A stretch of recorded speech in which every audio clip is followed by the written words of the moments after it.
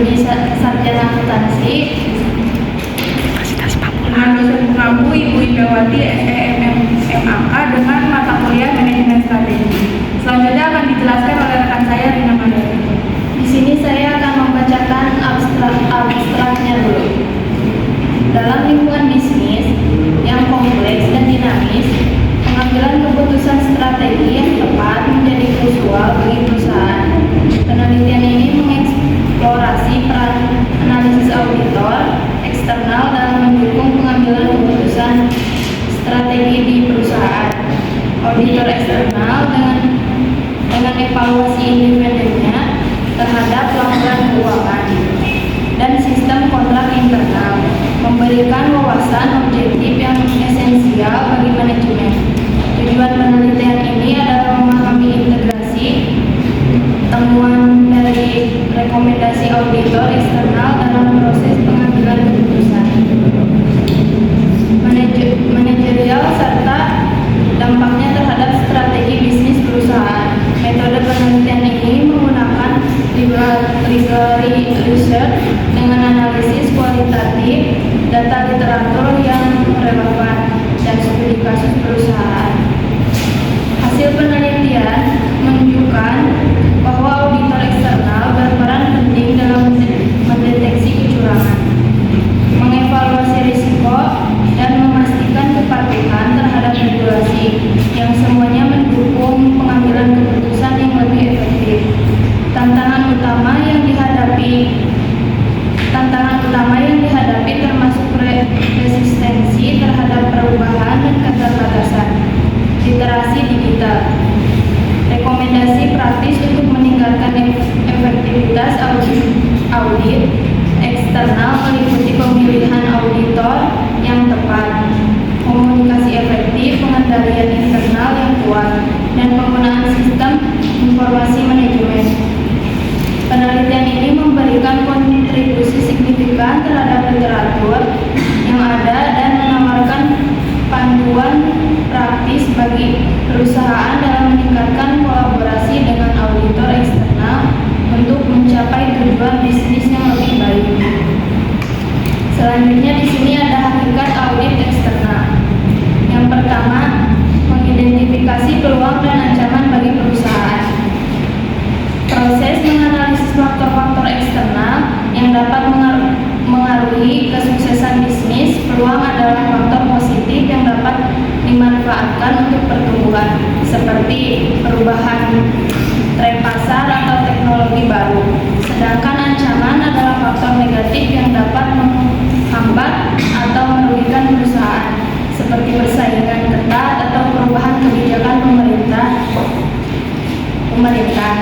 Selanjutnya, berfokus pada variabel kunci yang dapat mempengaruhi bisnis, berarti mengidentifikasi dan memprioritaskan faktor-faktor krusial yang paling berdampak pada keberhasilan perusahaan seperti pelanggan, inovasi, dan manajemen keuangan.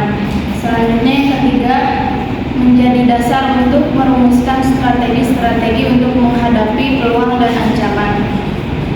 Melakukan analisis situasi untuk memahami kondisi internal serta eksternal yang kemudian digunakan sebagai landasan untuk membuat rencana strategi yang efektif. Selanjutnya, kekuatan eksternal. Yang pertama itu ada kekuatan ekonomi. Faktor-faktor ekonomi seperti pertumbuhan ekonomi, tingkat inflasi, suku bunga, nilai tukar mata uang, dan kondisi pasar tenaga kerja dapat memiliki dampak signifikan pada kinerja dan keberhasilan organisasi. Selanjutnya yang kedua ada kekuatan sosial budaya, demografi, dan lingkungan alam. Faktor-faktor ini mencakup tren sosial dan budaya seperti preferensi konsumen, nilai-nilai yang berkembang, tren demografi seperti pertumbuhan populasi dan perubahan usia, serta masalah lingkungan alam dan kesadaran lingkungan. Selanjutnya yang ketiga ada kekuatan politik pemerintah dan hukum. Faktor-faktor ini mencakup peraturan pemerintah, kebijakan publik, hukum perusahaan, serta kondisi politik dalam negeri dan internasional. Selanjutnya yang keempat ada kekuatan teknologi. Perubahan teknologi, inovasi dan tren digital dapat menciptakan peluang baru atau mengubah cara organisasi beroperasi. Selanjutnya yang kelima ada kekuatan kompetitif. Faktor ini mencakup kompetisi harga, produk, inovasi dan posisi pasar. Selanjutnya ada proses audit eksternal. Yang pertama di sini ada proses audit eksternal harus melibatkan manajer dan karyawan. Dan yang kedua ada mengumpulkan inovasi dari berbagai sumber yang bertujuan untuk kelancaran proses audit. Dalam melakukan proses audit eksternal ada 4 elemen yang harus dipenuhi. Yang pertama itu mendukung tujuan jangka panjang, dan yang kedua dapat diukur, yang ketiga berlaku untuk semua pesaing, dan keempat yaitu hierarki. Selanjutnya dibacakan oleh rekan saya. Selanjutnya ada pandangan organisasi industrial atau IO. Yang pertama itu pandangan ini berfokus pada faktor eksternal karena dianggap lebih penting dibandingkan faktor internal. Apa sih yang dimaksud dengan pandangan organisasi industrial? Hal ini berpendapat bahwa kinerja dan strategi perusahaan ditentukan oleh lingkungan eksternal, contohnya seperti kondisi pasar. Jadi kalau misalkan kondisi pasar berubah, misalkan ada permintaan yang naik atau turun, serta selera konsumen yang bergeser atau ada harga pesaing yang lebih murah. Mengapa sih faktor ini lebih mementingkan faktor eksternal? Karena dengan mementingkan faktor eksternal, perusahaan dapat mengidentifikasi peluang dan ancaman. Sebenarnya pada hal ini juga faktor internal berperan penting untuk menyesuaikan dengan kondisi eksternal yang ada. Misalnya jika kondisi pasar menuntut produk yang murah, maka pihak internal harus punya rencana untuk efisiensi biaya agar produk yang dijual dapat dijual dengan harga yang murah. Selanjutnya yang kedua, pada pandangan ini menggunakan model 5 force porter. Apa sih model 5 force porter itu?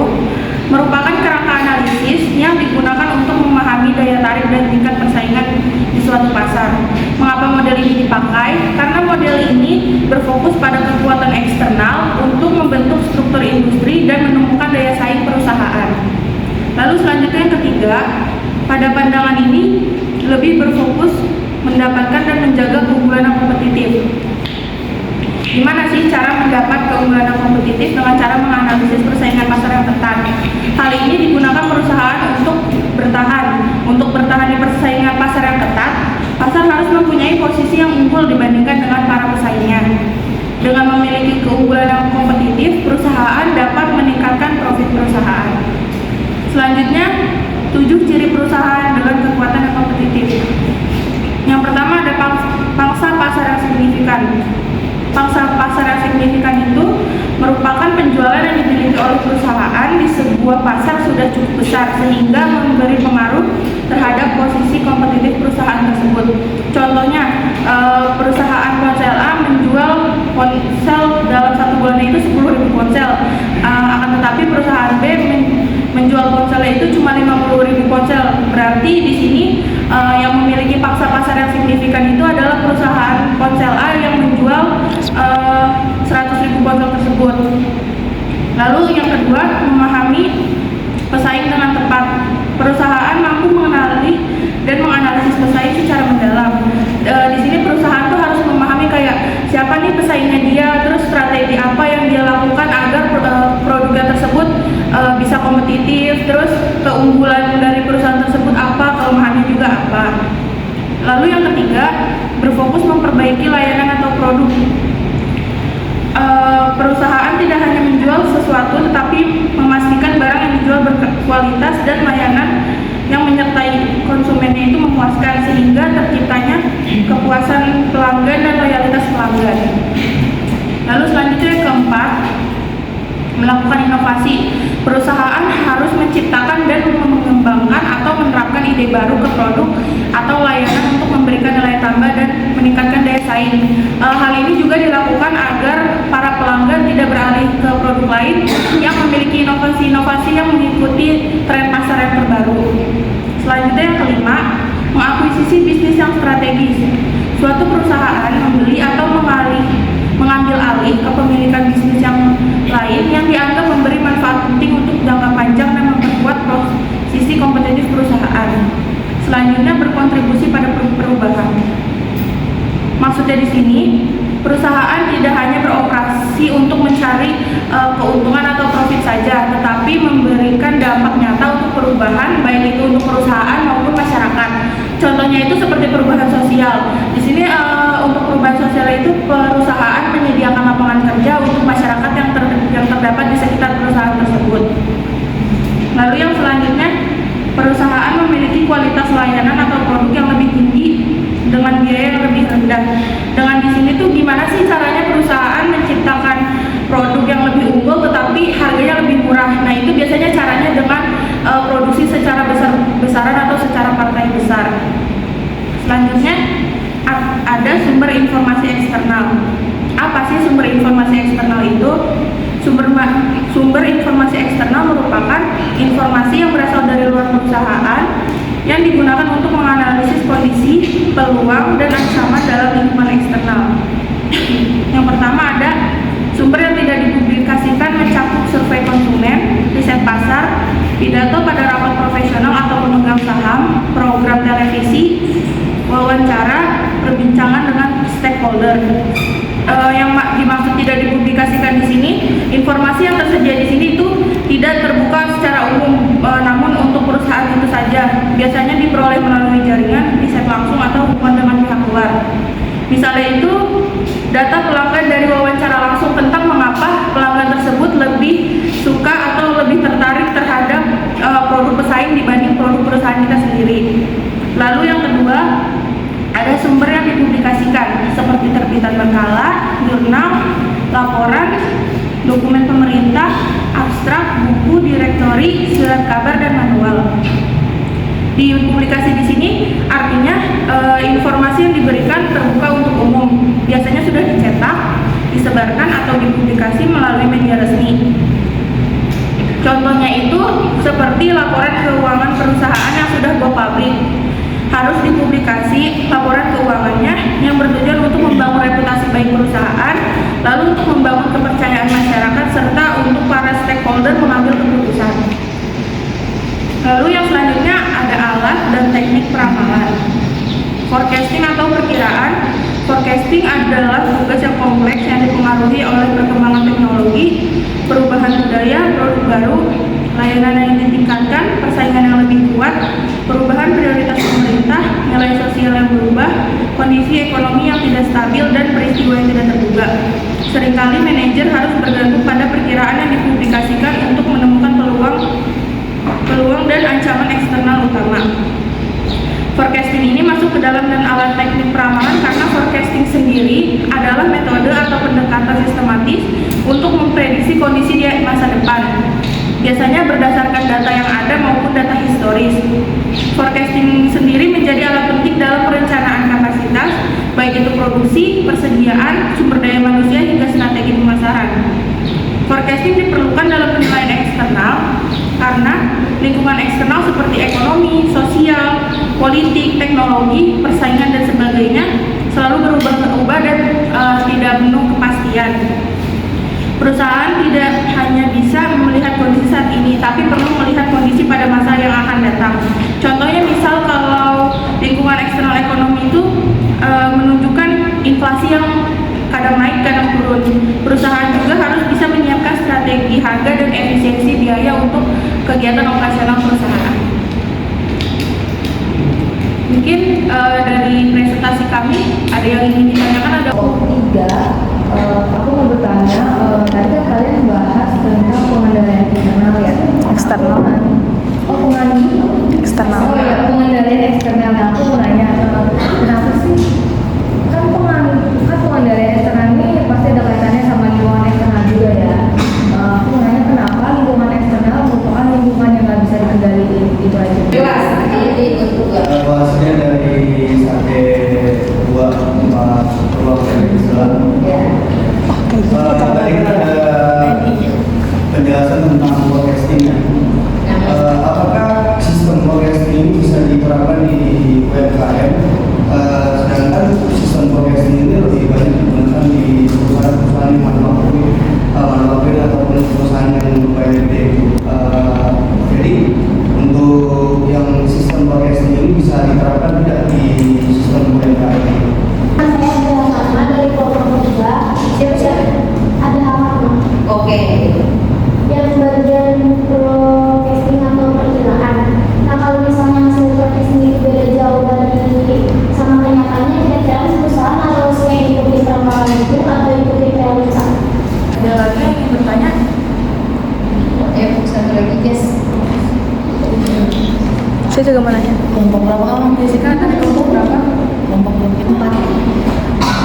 dari kelompok 4 izin bertanya ya Syah. Iya. Kan tadi kita bahasnya tentang lingkungan eksternal ya, maksudnya pengaruh pada regulasi perpajakan. Nah, jika sewaktu-waktu perpajakan itu naik, apakah nantinya di biaya produksi itu ada penurunan atau bagaimana? Tentu cara mengatasinya itu Saya Serlia Aulia Fadila dari kelompok 6. Pertanyaannya, apakah organisasi atau perusahaan dengan adanya penilaian eksternal sudah dapat meminimalisir resiko atau ancaman? Dan bagaimana cara yang memungkinkan organisasi tersebut untuk membangun ketahanan atau resiliensi serta memastikan kelangsungan operasional meskipun terjadi gangguan dari luar? Baik, izin menjawab pertanyaan yang tadi disampaikan oleh Nawang dari kelompok 4. Pertanyaannya itu, mengapa lingkungan eksternal merupakan lingkungan yang tidak bisa dikendalikan? Karena lingkungan ini perusahaan tidak bisa mengontrolnya, hanya bisa mengantisipasi atau menyesuaikan diri. Contohnya itu seperti faktor ekonomi. Misalkan terjadinya inflasi akan menurun. Kalau misalkan terjadi inflasi, berarti kan kayak bahan baku itu pada naik kan. Nah, jadi otomatis perusahaan nggak bisa mengubah inflasi tersebut nih. Misalkan turunin dong inflasinya biar bahan baku yang saya beli untuk buat produk nggak naik, jadi harga produk saya nggak naik kayak gitu. Jadi hanya bisa menyesuaikan diri saja. Bagaimana, Wang? cukup menjawab pertanyaan saya. Selanjutnya menjawab pertanyaan dari Kak Ardi, apakah sistem forecasting bisa diterapkan di dalam UMKM? Jawabannya bisa, karena di UMKM itu memberikan manfaat seperti untuk memperkirakan harga bahan baku di masa yang akan datang. Misalkan kayak jualan, misalkan kayak cireng, cilok atau cilok ayam suwir nih. Kayak misalkan nih dia bulan November jualan nih, bulan Desember kan otomatis kayak ada tahun baru tuh. Nanti dia kayak harga ayam pasti bakal naik. Nah, dia pasti punya perkiraan nih pedagangnya kayak, wah bulan depan nih akhir bulan itu pasti ayam akan naik. Berarti saya harus gimana nih? Apakah produknya harganya tetap, namun produknya itu lebih dikecilkan, atau dengan produknya bentuknya sama, beratnya sama, tapi harganya dinaikkan seperti itu, Kak? Apakah cukup? Selanjutnya saya ingin menjawab pertanyaan dari Adha Farha dari kelompok 3. Pertanyaannya itu, bagaimana kalau misalkan forecasting itu berbeda dengan realita yang ada? Forecasting di sini kan perkiraan, jadi kalau misalkan berbeda dengan kenyataan yang ada, itu wajar. Kayak misalkan kita memperkirakan nih kayak ayam yang tadi, misalkan ayam bakal naik nih di bulan Desember, akhir bulan gitu. Tapi kalau misalkan ternyata harga ayamnya itu masih sama, itu hal yang wajar, karena forecasting tersebut hanya perkiraan perusahaan, bagaimana cara perusahaan mengantisipasi kalau misalkan terjadinya kenaikan ataupun penurunan harga dari si ayam tersebut. Gimana, Bapak? Masih Selanjutnya saya akan menjawab pertanyaan Serli dari kelompok 6. Apakah organisasi atau perusahaan dengan adanya penilaian eksternal sudah meminimalisir ancaman, dan bagaimana cara yang memungkinkan organisasi untuk membangun ketahanan dan resiliensi serta memastikan kelangsungan operasional meskipun terjadi gangguan dari luar? Penilaian eksternal dalam manajemen strategi memang penting, tetapi tidak otomatis membuat organisasi bebas dari ancaman. Yang perlu dilakukan itu seperti mengidentifikasi ancaman lebih cepat, terus memprediksi peluang dan resiko yang mungkin berdampak, dan yang ketiga mempersiapkan strategi mitigasi. Terus ada manajemen risiko dan proaktif dan diverifikasi, dan yang ketiga adalah business continuity. Yang terakhir ada pertanyaan dari Desi, kelompok 4.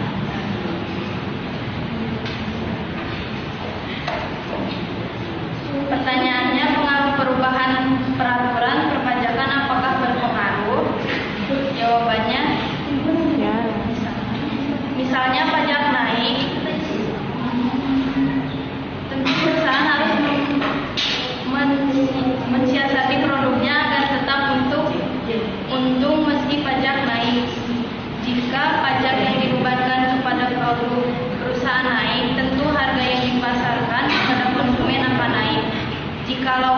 tidak mengalami kenaikan harga, maka perusahaan dapat melakukan perubahan pada ukuran produk atau strategi lain yang relevan.